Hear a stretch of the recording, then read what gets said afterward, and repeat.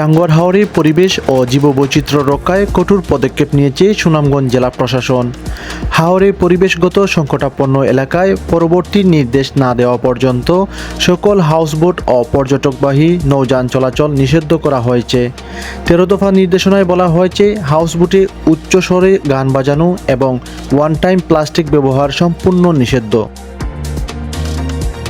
এছাড়াও বলা হয়েছে, নিবন্ধনহীন কোনো নৌযান চালানো যাবে না এবং 10 আগস্টের মধ্যে সকল নৌযান মালিককে নিবন্ধনের জন্য আবেদন করতে হবে।